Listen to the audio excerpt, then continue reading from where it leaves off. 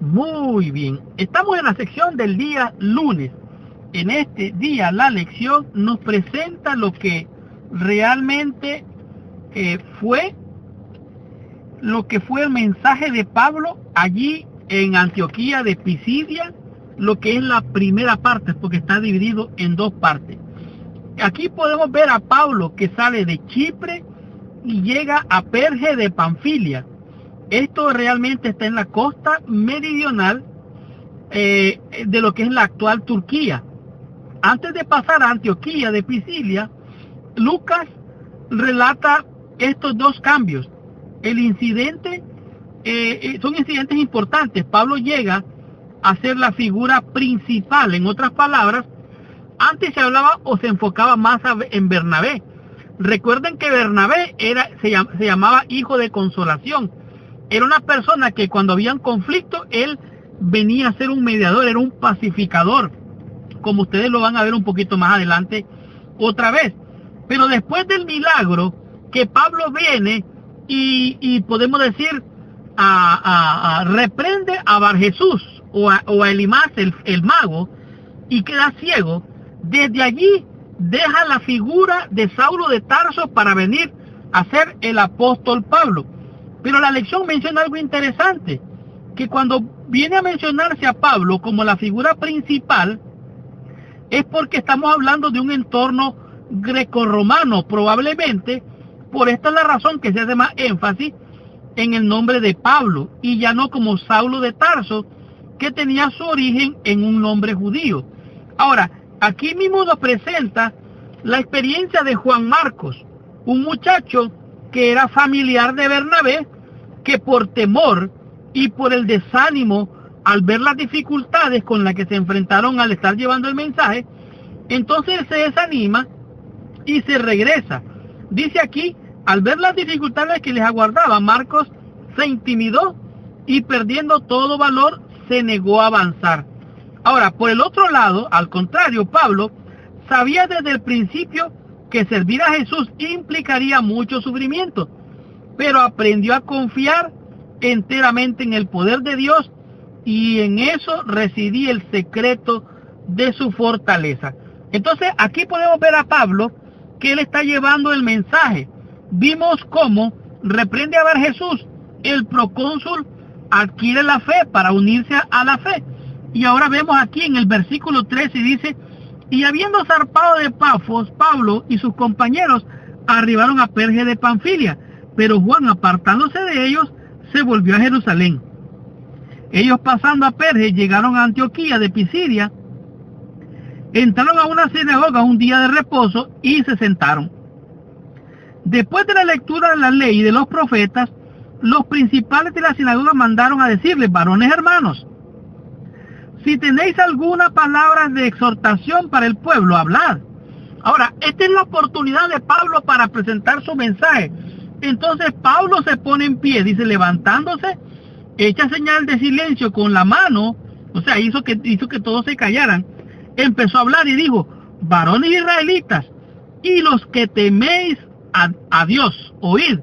Oiga, qué interesante. Pablo comienza su discurso llamando la atención a los israelitas y a aquellos que temen a Dios. Oiga bien, en una iglesia, en una congregación, se supone que todos los que están allí son temerosos de Dios. Tal vez no todos son israelitas. Esto fue una manera de llamar la atención de la audiencia. El enfoque de Pablo fue a una audiencia directa, específica, a los varones de Israel y a los que temían a Dios. Dice el versículo 17: el Dios de este pueblo de Israel escogió a nuestros padres, enalteció al pueblo, siendo ellos extranjeros en tierra de Egipto, y con brazo levantado los sacó de ella. Entonces comienza Pablo a hacer un relato de, primeramente dice aquí, el primero de los sermones de Pablo está entre Hechos capítulo 13, el versículo 16 al 41. Dice que esto realmente representa un breve resumen de ese mensaje. El sermón se divide en tres partes. Oiga bien, da una introducción que llama la atención y ahora empieza a relatar. Se dirige a la audiencia y les empieza a relatar. Se divide en tres partes. Dice, comienza con las creencias. Dice compartida sobre la elección de los hijos de Israel de parte de Dios. Y menciona lo que es el reinado de David. Dice que nunca faltaría alguien que estaría a cargo en el reinado de David. O dice, esta parte está destinada a establecer un punto de contacto con su audiencia judía. O sea, los judíos creían que de la descendencia de David jamás faltaría un rey. Ellos esperaban a un Mesías que vendría de la descendencia de David. Entonces Pablo se agarra de eso para presentar las promesas, para presentar el cumplimiento de las promesas de Dios, podemos decir de las profecías, y presenta entonces de manera magistral a Jesucristo. Las promesas, dice, un descendiente de David, este es Jesucristo, que podría traer salvación sobre Israel. La conclusión es una advertencia en contra del rechazo de la salvación que se ofrece a través de Jesús. Y el punto culminante, estos son el sermón, los versículos 38 y 39 del capítulo 13, los cuales dice así. Este es el tema principal del apóstol,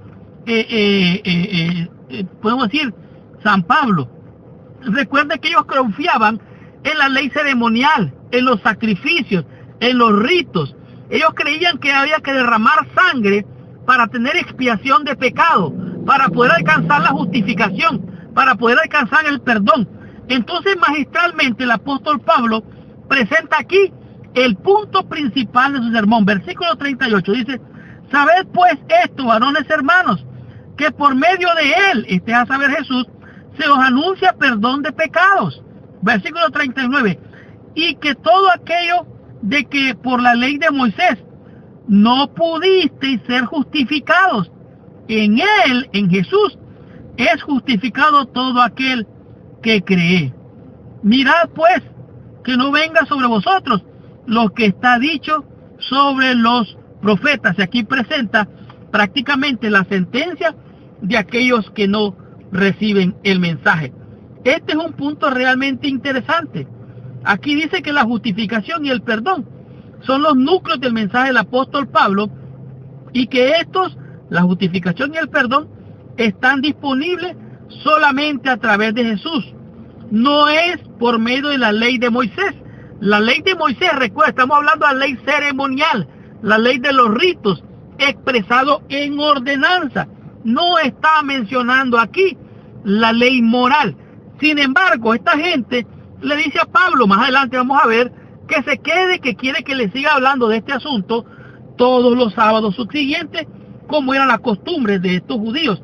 Dice aquí, el mensaje no dice que la ley ha sido abrogada, simplemente destaca su incapacidad para realizar lo que los judíos esperaban que hiciera, justificar. Esa prerrogativa descansa únicamente en Jesucristo. Como vimos ayer, un judío resistió la verdad y un gentil la aceptó. El creyente que viene a aceptar a Cristo lo recibe como su Salvador. Ahora, ¿qué significa esto? Que la salvación es a través de Jesús. ¿Tenemos nosotros la necesidad de guardar la ley? ¿La ley ceremonial? Claro que no. La ley moral, esa es otra cosa. La ley es incapaz de justificarnos, pero la ley nos señala, nos muestra el pecado, y la ley es un ayo, es un guía, es un tutor para llevarnos a Cristo. Y esta fue la primera parte del mensaje del apóstol allá en Antioquía de Pisidia. Estudiemos la lección en el día martes y comprendamos qué nos enseña en este día la lección con el tema que es Antioquía de Pisidia, segunda parte. Estudiemos la lección, recibamos nuestra bendición.